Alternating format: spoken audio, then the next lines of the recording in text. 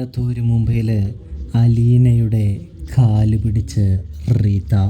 അങ്ങനെ പ്രിയ പ്രേക്ഷകരെ, കൂട്ടുകാരെ, മഴത്തോരു മുമ്പിൽ റീത്തയുടെ അട്ടപ്പടലമുള്ള തകർച്ചയാണ് കാണാനായിട്ട് കഴിയുക, സാധിക്കുക.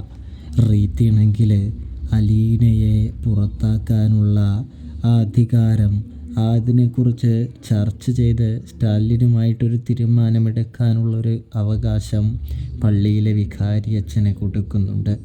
വികാരിയച്ഛൻ വന്ന് സംസാരിച്ചിട്ടും വലിയ പ്രയോജനമൊന്നും ഉണ്ടാകില്ലെന്ന് കാണാൻ കഴിയുന്നു. അതായത് തൻ്റെ മകളെ ആര് വിചാരിച്ചാലും എന്ത് വിചാരിച്ചാലും പുറത്താക്കാൻ സാധിക്കില്ല, കഴിയില്ല എന്ന് സ്റ്റാൻലി ഉറക്കെ പ്രഖ്യാപിക്കുകയാണ് എന്ന് കാണാൻ സാധിക്കും. നിങ്ങൾ എന്തൊക്കെ ചെയ്താലും എൻ്റെ മകളെ പുറത്താക്കാൻ ഞാൻ കൂട്ടുനിൽക്കില്ല എന്ന് പറയും. പിന്നെ അവളെ പുറത്താക്കാനല്ലല്ലോ കൊണ്ടുവന്നിരിക്കുന്നത് അച്ചോ എന്ന് പറയുന്നു. അച്ഛനോട് കാര്യം പറയുന്നു. കാര്യം മനസ്സിലാക്കിയ അച്ഛൻ ഇനി ഞാൻ ഈ കേസിൽ ഇടപെടില്ല എന്ന് പറയുന്നത് കാണാൻ സാധിക്കുന്നുണ്ട്. തുടർന്നാണെങ്കിൽ നമ്മുടെ വികാരി അച്ഛനാണെങ്കിൽ ആ കാര്യം റീത്തയെ വിളിച്ച് പറയുന്നുണ്ട്. സ്റ്റാൻലി തീർച്ചയായിട്ടും നിങ്ങളുടെ തീരുമാനങ്ങളൊന്നും അംഗീകരിക്കാൻ പോകുന്നൊന്നുമില്ല.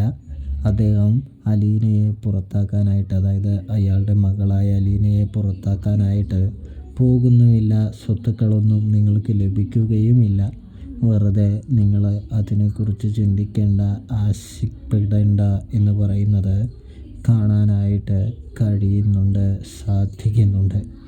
ഇതേ സമയം അച്ചോ ഇതിനെന്താ പ്രതിവിധി എന്ന് ചോദിക്കുമ്പോൾ ഇനിയിപ്പോൾ എനിക്കൊന്നും ചെയ്യാനായിട്ട് കഴിയില്ല, നിങ്ങൾ വന്ന് വേണമെങ്കിൽ ഇടപെടാനായിട്ട് പറയുന്നത് കാണാൻ കഴിയും. ഇതേ സമയം എൽസമ്മയുടെ എൻട്രി തന്നെയാണ്. അങ്ങനെ ധ്യാനം കഴിഞ്ഞ് ധ്യാനത്തിന് പോയിരുന്ന എൽസമ്മ തിരികെ വീട്ടിലെത്തുന്ന കാഴ്ചയാണ് കാണാൻ കഴിയുക. റീത്തയാണെങ്കിൽ എൽസമ്മയോട് ഒരുപാട് കാര്യങ്ങൾ പറയുന്നുണ്ട് എന്ന് കാണാനായിട്ട് സാധിക്കും. അതായത് എൽസമ്മേ, നിനക്കും നിൻ്റെ മക്കൾക്കും അനുഭവിക്കേണ്ട സ്വത്തുക്കളും സൗകര്യവുമാണ് എവിടുന്നോ വലിഞ്ഞു കയറി വന്ന ആ പിഴച്ചുപറ്റുണ്ടായ സന്തതി ഇപ്പോൾ അനുഭവിച്ചു കൊണ്ടിരിക്കുന്നത് എന്ന് പറയുന്നു. ഇതേ സമയം ചേച്ചി, ഞങ്ങൾക്ക് അതൊക്കെ അനുഭവിക്കാമായിരുന്നല്ലോ. ഞങ്ങൾ തന്നെയല്ലേ സ്റ്റാലിനെ തള്ളിക്കളഞ്ഞിട്ട് ചേച്ചിയുടെ കൂടെ വന്ന് നിൽക്കുന്നത് എന്ന് പറയുന്നത് കാണാൻ സാധിക്കും. ഇതേ സമയം അതിപ്പോൾ വലിയ തെറ്റായിന്ന് എനിക്ക് തോന്നുകയാണ് എന്ന് റീത്ത പറയുമ്പോൾ, ചേച്ചി തന്നെയല്ലേ പറഞ്ഞത് അവിടെ നിന്ന് വരാനായിട്ടും ഇവിടെ നിൽക്കാനായിട്ടും, ഇപ്പോൾ ഇങ്ങനെ പറഞ്ഞാൽ എങ്ങനെയാണ് ശരിയാകുന്നത് എന്ന് ചോദിക്കുമ്പോൾ, എന്നെ തന്നെയല്ലേ എനിക്ക് കുറ്റം പറയാൻ പറ്റുള്ളൂ എൽസമ്മേ, അതുകൊണ്ട് പറഞ്ഞതാ. നീ എന്തായാലും ഒന്ന് പോയി സംസാരിച്ച് അവളെ പറഞ്ഞു വിടാനായിട്ട് എന്ന് പറയുന്നത് കാണാൻ കഴിയും. ഇതേ സമയം ഞാൻ പറഞ്ഞെന്ന് കരുതി സ്റ്റാൻലി എടുക്കുന്ന തീരുമാനത്തിൽ മാറ്റം വരുമെന്ന് ചേച്ചിക്ക് തോന്നുന്നുണ്ടോ എന്ന് നമ്മുടെ എൽസമ്മ ചോദിക്കുമ്പോൾ, നമുക്കൊരു വലിയ യുദ്ധം തന്നെ ഉണ്ടാക്കാമെന്നേ, ഒരു പ്രതീതി ജനിപ്പിക്കാമെന്നേ. അവനാണെങ്കിൽ ശല്യം സഹിക്കാതാവുമ്പോൾ അവൻ്റെ സ്വത്ത് നിങ്ങളുടെ പേരിലേക്കെങ്കിലും എഴുതി വെച്ച് തരും. അല്ലെങ്കിൽ എല്ലാം ആ പെണ്ണ് കൈക്കലാക്കി കഴിഞ്ഞാൽ പിന്നെ ഒരു രക്ഷയും ഉണ്ടാകില്ല എന്ന് പറയുന്നത് കാണാൻ സാധിക്കുന്നുണ്ട്.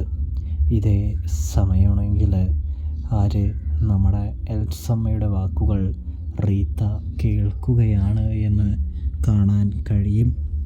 തുടർന്ന് റീത്തയും എൽസമ്മയും സഹോദരങ്ങളും ഒക്കെ കൂടി അലീനയെ എങ്ങനെയെങ്കിലും ഓടിച്ചു വിടണമെന്ന ലക്ഷ്യബോധത്തോടു കൂടി സ്റ്റാലിൻ്റെ ബംഗ്ലാവിലേക്ക്, കുളത്തൂപ്പുഴയിലേക്ക് എത്തിച്ചേരുകയാണ് എന്ന് കാണാം.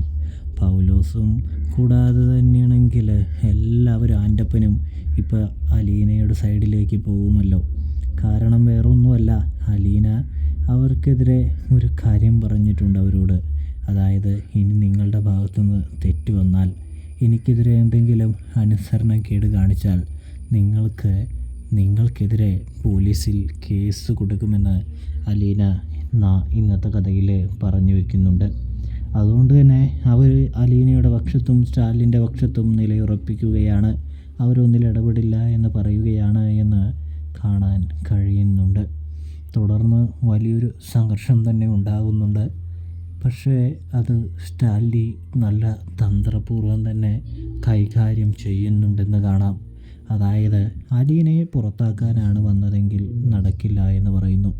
തുടർന്ന് സ്വത്തൊക്കെ നിങ്ങളുടെ പേരിൽ എഴുതി തരണമെങ്കിൽ നിങ്ങളുടെ വല്ലവരുടെയും ദാനം കൊണ്ട് ഉണ്ടാക്കിയതാവണം, അല്ലെങ്കിൽ നിങ്ങളുടെ അധ്വാനവും കൂടി ഉണ്ടാകണം. ഇത് ഞാൻ ഒറ്റയ്ക്ക് കഷ്ടപ്പെട്ട് ഉണ്ടാക്കിയ എൻ്റെ സാമ്രാജ്യമാണ്, എൻ്റെ സ്വത്തുക്കളാണ്. അത് കണ്ടവന്മാർക്ക് എഴുതി തരണം എന്ന് പറഞ്ഞാൽ അതെങ്ങനെയാണ് ശരിയാവുന്നത് എൻ്റെ റീതാമ്മേ, എൽസമ്മേ എന്ന് ചോദിക്കുന്നു. അതുകൊണ്ട് തന്നെ ഒന്നും തരാനും ഇപ്പോൾ ഉദ്ദേശിക്കുന്നില്ല എന്ന് പറയുമ്പോൾ ഒക്കെ നിങ്ങളുടെ വലിഞ്ഞു കയറി വന്ന ആ പിഴച്ചു പറ്റ സന്താനത്തിനായിരിക്കുമല്ലേ എന്ന് ചോദിക്കുന്നത് കാണാം. ഇതേ സമയം അതൊക്കെ എന്ത് ചെയ്യണമെന്ന് ഞാൻ തീരുമാനിച്ചോളാം, നിങ്ങൾ വലിയ രീതിയിൽ തീരുമാനിക്കാനൊന്നും നിൽക്കേണ്ടതില്ല എന്ന് പറയുകയാണ്.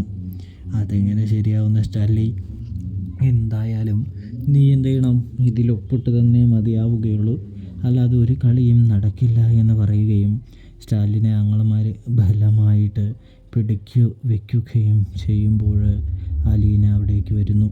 അലീനയെ ഉപദ്രവിക്കാനായിട്ട് വരുന്ന ആ സമയം അലീനയാണെങ്കിൽ പപ്പയുടെ തൻ്റെ ഡോഗ്സിനെ വിളിക്കുന്നൊരു കാഴ്ച കാണാൻ കഴിയുന്നുണ്ട്. ഇതേ സമയം പട്ടികൾ വരുന്ന കണ്ടതും അവരാണെങ്കിൽ സ്റ്റാലിനെയൊക്കെ വിട്ട് ഇറങ്ങി ഓടാൻ നോക്കുമ്പോൾ ഒരു ഡോഗാണെങ്കിൽ വാതിലിൽ അവിടെ നിൽക്കുകയാണ്. ഒടുവിൽ അലീന പറയുന്നുണ്ട്, നിങ്ങൾക്ക് പുറത്ത് പോകണമെങ്കിൽ ഇനി എൻ്റെയോ പപ്പയുടെയോ അനുവാദം വേണമെന്ന് പറയുന്നു, അല്ലെങ്കിൽ അവർ നിങ്ങളെ കടിച്ച് കീറുമെന്ന് പറയുന്നത് കാണാൻ സാധിക്കുന്നുണ്ട്. തുടർന്ന് അലീന പറയാൻ തുടങ്ങുകയാണ്, അതായത് റീതാൻറ്റി, നിങ്ങൾ ചെയ്തതെല്ലാം നല്ല രീതിയിൽ എനിക്ക് മനസ്സിലായിട്ടുണ്ട്. എൻ്റെ പപ്പ പറഞ്ഞിട്ടുണ്ട്, ഇവരെ വിഡ്ഢികളാക്കിക്കൊണ്ട് എല്ലാ സ്വത്തും കൈക്കലാക്കാനുള്ള നിങ്ങളുടെ തന്ത്രമില്ലേ, അതും എനിക്ക് നല്ല രീതിയിൽ അറിയാമെന്ന് പറയുന്നത് കാണാൻ സാധിക്കും. എന്തായാലും അതൊന്നും ഇപ്പോൾ പെട്ടെന്നൊന്നും നടക്കാൻ പോകുന്നില്ല എന്ന് പറയുന്നു.